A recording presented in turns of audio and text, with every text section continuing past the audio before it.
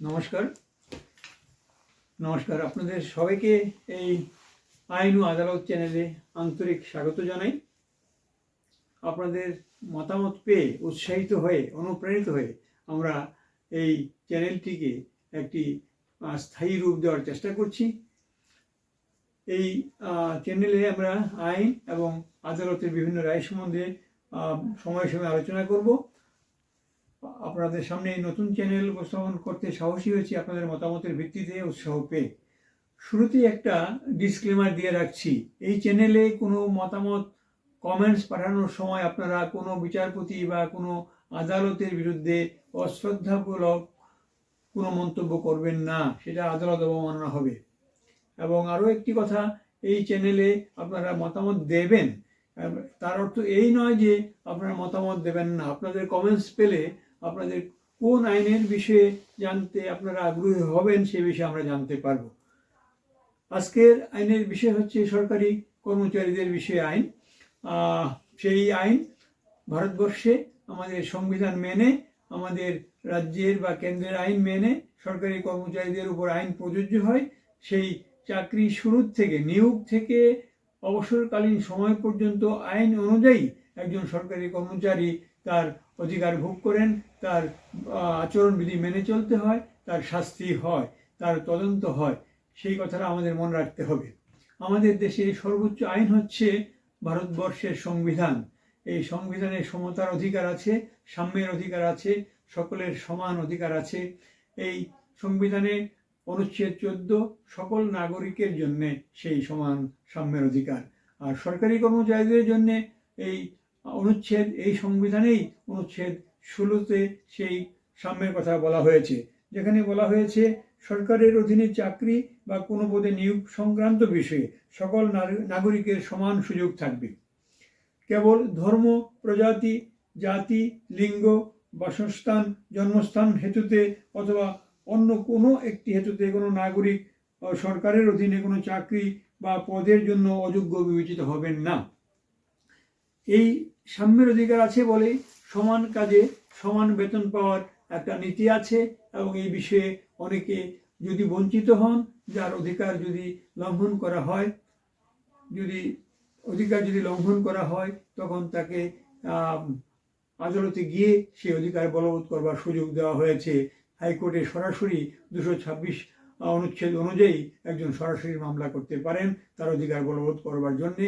বহু ক্ষেত্রে এমন হয়েছে সেই অধিকার বলবৎ হয়েছে আদালতের হস্তক্ষেপের ফলে। একটা সুন্দর রায় হয়েছিল একবার, যে একজন নার্গিস মির্জা এয়ার ইন্ডিয়ার একজন কর্মচারী ছিলেন, যাকে বলা হয়েছিল যিনি গর্ভবতী হলেই তাকে চাকরি থেকে অবসরে পাঠিয়ে দেওয়া হবে। সুপ্রিম কোর্ট সেই মামলায় এয়ার ইন্ডিয়া বনাম নার্গিস মির্জা মামলায় একটা রায় দিয়েছিল যে এটা অসাম্য হবে। যদি একজন এয়ার হোস্টেস গর্ভবতী হলেই তাকে বাধ্যতামূলকভাবে অবসর গ্রহণের নির্দেশ দেওয়া হয়, তা অসাংবিধানিক হবে। সেই 1981 সালে সেই রায়ে, একটা যুগান্তকারী রায়ে, আমাদের সাংবিধানিক অধিকার একজন এয়ার হোস্টেসকে দেওয়া হয়েছিল, এবং সারা ভারতবর্ষে সেটা উল্লেখ করা হয় একটা যুগান্তকারী মামলার রায় হিসেবে। সরকারি চাকরি যেমন নিয়ম মেনে হয়, সাম্যের অধিকার মেনে হয়, সরকারি আইন মেনে হয়, সরকারি অনেক সময় একটা নীতি থাকে, সেই নীতি মেনে হয়। আবার সেই আইন বা সেই নীতি যদি অবৈধ হয় তা ঘোষণা করতে পারেন মাননীয় হাইকোর্ট, মাননীয় সুপ্রিম কোর্ট।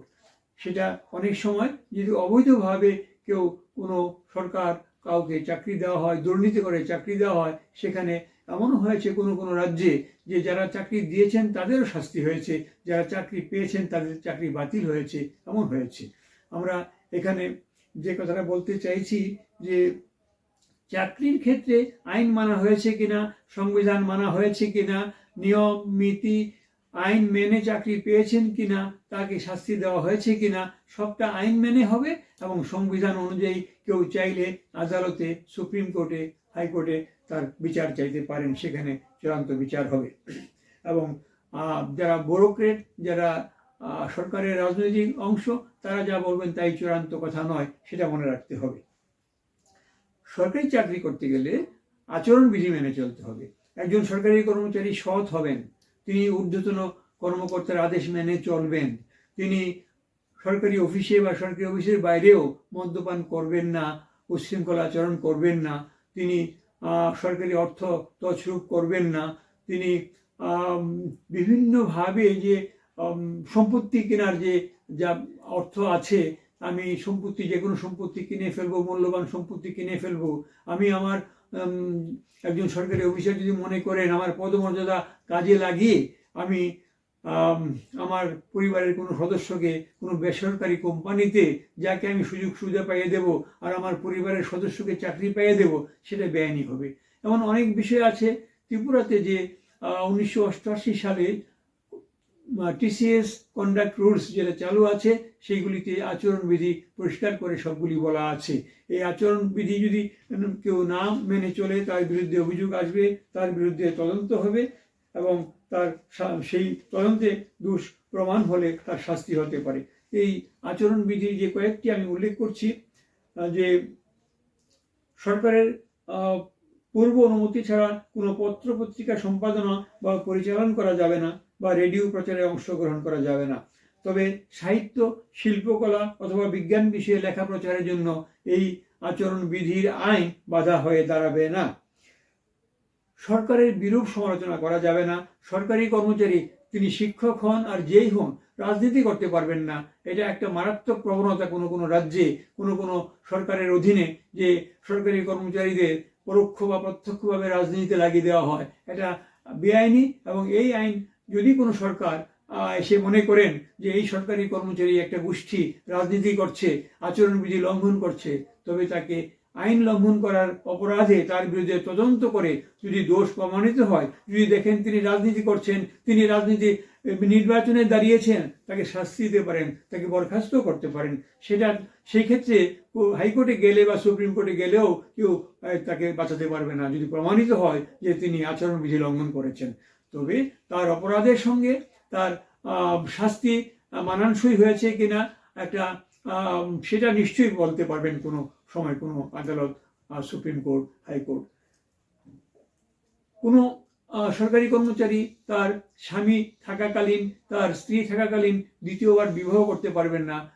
অবশ্য যারা ব্যক্তিগত আইনে কোনো কোনো ধর্মে সেটা বলা আছে যে সে একাধিক বিবাহ করতে পারবে, সেক্ষেত্রেও সরকারের পূর্ব অনুমতি ছাড়া, নিয়োগকর্তার পূর্ব অনুমতি ছাড়া সেটা তিনি করতে পারবেন না। সেটা একটা বিরাট বিতর্কের বিষয়। তবে আমরা যেহেতু আইনের বিষয়ে আলোচনা করছি, আইনের কথা বললাম, মানুষ হিসাবে সারা পৃথিবীতে এটা বলা হয়ে থাকে এখন মানব ধর্ম হিসাবে, যে একজন স্বামী থাকবেন, একজন স্ত্রী থাকবেন, তাহলেই সুখী সংসার হবে। আমাদের আইন, সমাজ, সব কিছুই সমাজ সুশৃঙ্খলা রাখার জন্যে, শান্তি রক্ষা করবার জন্যে। এখন এমন যদি হয় যে কোনো একজন সরকারি কর্মচারী অপরাধ করলেন, তার বিরুদ্ধে নিয়োগকর্তা অভিযোগ আনবেন, লিখিত অভিযোগ আনবেন। অভিযোগের মধ্যে জানিয়ে দেবেন তোমার বিরুদ্ধে এই অভিযোগ আছে, এই আমার লিখিত ডকুমেন্ট আছে, এই আমার বিরুদ্ধে সাক্ষী দেবেন, যারা তাদের নাম আছে তারা সাক্ষী দেবেন, তোমার বিরুদ্ধে তদন্ত হবে এবং তদন্ত করবার জন্য একজন তদন্তকারী অফিসার নিয়োগ করা হলো, যার নাম এই। সেখানে একজন সরকারি কর্মচারী হাজির হবেন, নোটিশ পেয়ে যাবেন। প্রতিদিন একটা সাধারণ কোর্টে যেমন বিচার হয় সেরকমভাবে সাক্ষ্য গ্রহণ করা হবে। সাক্ষ্য গ্রহণ করার পর একটা তদন্ত রিপোর্ট তৈরি করা হবে। সেই তদন্ত রিপোর্ট যিনি নিয়োগকর্তা তাকে পাঠিয়ে দেওয়া হবে। সেই নিয়োগকর্তার কাছে সেই রিপোর্ট যাওয়ার পর নিয়োগকর্তা সেটা বিচার বিবেচনা করে দেখবেন যে এটা ওনার মনোপুত হয়েছে কিনা। ইচ্ছে করলে তিনি এটার সঙ্গে সহমত নাও পোষণ করতে পারেন। যদি তদন্তকর্তা বলে দেন যে সরকারি কর্মচারীর বিরুদ্ধে যে অভিযোগ আনা হয়েছে তার অপরাধ প্রমাণিত হয়নি, সেক্ষেত্রে নিয়োগকর্তা আবার বলতে পারেন যে না, আমি এটা মানছি না, আমি বললাম যে এটা তার বিরুদ্ধে শাস্তি পাওয়ার মতন আচরণবিধি অমান্য করেছেন, তার বিরুদ্ধে আবার সেই বিচার করতে পারেন। তবে আবার নোটিশ দিতে হবে যে কেন করলেন না, মানলেন না তদন্তকর্তার অফিসার। অনেক সময় দেখা যায় যে তদন্তকারী অফিসার যেরকম শাস্তি দিয়েছেন, তাকে দোষী সাব্যস্ত করেছেন, সেই অনুযায়ী শাস্তি দেওয়া হয়। সেই ক্ষেত্রে 45 দিনের মধ্যে তার অ্যাপিল কর্মকর্তার কাছে, অ্যাপিলেট অথরিটির কাছে আপিল করতে হয়।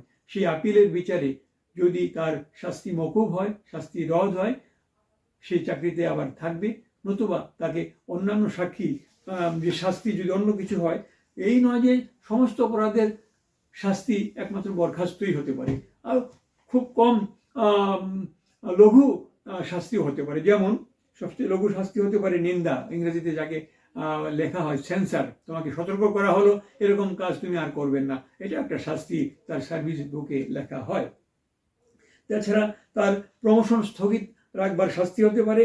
গাফিলতি বা আদেশ অমান্যের ফলে সরকারের আর্থিক ক্ষতি হলে বেতন থেকে সেই অর্থ সম্পূর্ণভাবে বা আংশিকভাবে আদায় করবার আদেশ হতে পারে। বার্ষিক বেতন ইনক্রিমেন্ট স্থগিত রাখা হতে পারে। তার বেতন কমিয়ে দেওয়া হতে পারে। বেতনের স্কেল কমিয়ে দেওয়া হতে পারে। তাকে কম্পালসারি রিটায়ারমেন্ট, বাধ্যতামূলক অবসরে পাঠিয়ে দেওয়া হতে পারে। তার পদ থেকে অপসারণ, তাকে বরখাস্ত করা হতে পারে। এখন তাকে শাস্তি দেওয়ার পরে, অ্যাপিল করার পরেও যদি তিনি শাস্তি থেকে মুক্ত না হতে পারেন, তার অধিকার আছে, আদালতে যেতে পারবেন। আমরা দেখেছি বিভিন্ন সময় বিভিন্ন শাস্তিপ্রাপ্ত কর্মচারী যে নিয়োগকর্তার আদেশকে, অ্যাপিল কর্মকর্তার আদেশকে চ্যালেঞ্জ করে হাইকোর্টে গেছেন, কেউ কেউ সুপ্রিম কোর্ট পর্যন্ত গেছেন। ত্রিপুরাতেই এমন নজির অনেক আছে, ভারতবর্ষের বিভিন্ন রাজ্যে এমন নজির আছে।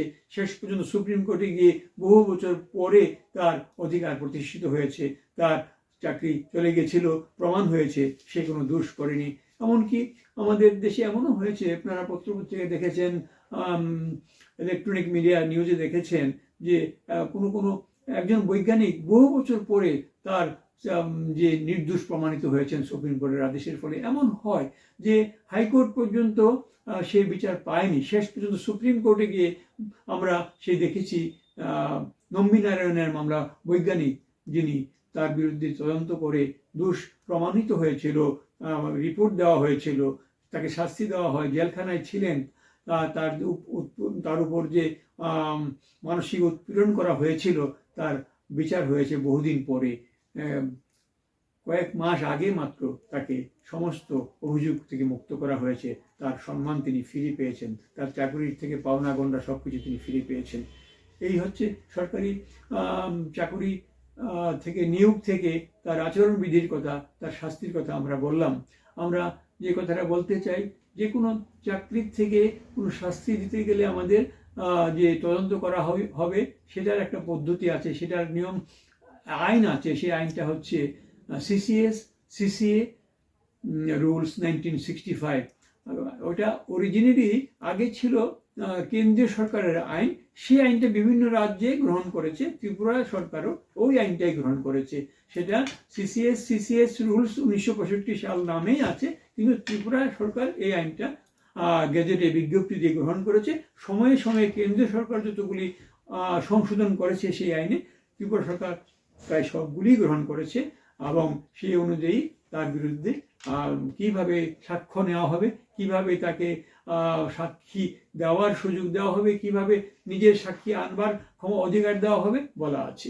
এবং যদি সেই তদন্ত পদ্ধতি লঙ্ঘন করা হয়, যদি তাকে সাক্ষী দেওয়ার সুযোগ না দেওয়া হয়, যদি তিনি সাক্ষী আনতে না পারেন, তাহলে যদি তাকে ডিফেন্স অ্যাসিস্ট্যান্ট আনতে না দেওয়া হয়, সেক্ষেত্রে মাননীয় হাইকোর্ট, মাননীয় সুপ্রিম কোর্ট হস্তক্ষেপ করতে পারেন। সেই তদন্ত রিপোর্ট, তার সাক্ষী, তার যে শাস্তির আদেশ বাতিল করে দিতে পারেন। সংক্ষেপে এই হচ্ছে সরকারি কর্মচারীদের আচরণবিধি, তার নিয়োগ থেকে অবসর গ্রহণকালীন যে আইনের কথা আমরা বললাম।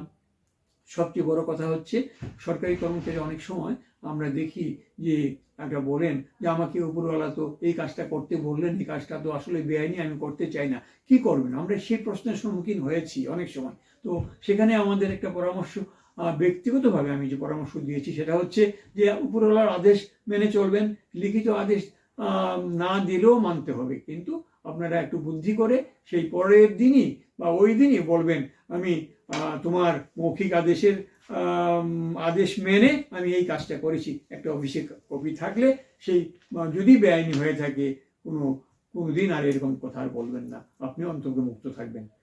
আপনাদের কোনো মতামত থাকলে আপনারা জানাবেন। এই চ্যানেলকে আমরা আগামী দিনে লাইভ স্ট্রিমিংয়ে পরিণত করবার চেষ্টা করব। যদি আপনাদের সেই সংখ্যক বা একটা নির্দিষ্ট সীমায় পৌঁছলেই সেটা সম্ভব হবে। কাজে অনুরোধ করব আপনারা এই চ্যানেলকে সাবস্ক্রাইব করবেন। আপনারা যে যেভাবে আপনারা একসঙ্গে বেড়ে উঠতে পারি সেই বিষয়ে আপনারা সাহায্য করবেন। বেল আইকনে আপনারা ক্লিক করবেন, তাহলে সেই সংখ্যায় আমরা অচিরেই পৌঁছতে পারবো। আগামী দিনে আপনারা কি জানতে চান, কোন আইনের বিষয়ে, কোন রায়ের বিষয়ে সুপ্রিম কোর্টের আপনারা জানতে চান, আপনারা জানাবেন, আমরা সেই দিকে গুরুত্ব দেব। আমরাও বেছে নেব কিছু কিছু আইনের কথা, কিছু কিছু জাজমেন্টের কথা, বিচারের কথা। যুগান্তকারী রায় ভারতবর্ষের সংবিধান দিয়েছে, বিভিন্ন বিষয়ে আমরা আলোচনা করব। কোনো না কোনো আইন, কোনো না কোনো রায়ের বিষয়ে আলোচনা করবার জন্য আপনাদের মতামত পেলেই আমরা আমাদের কাজে এগিয়ে যাব। নমস্কার, ধন্যবাদ।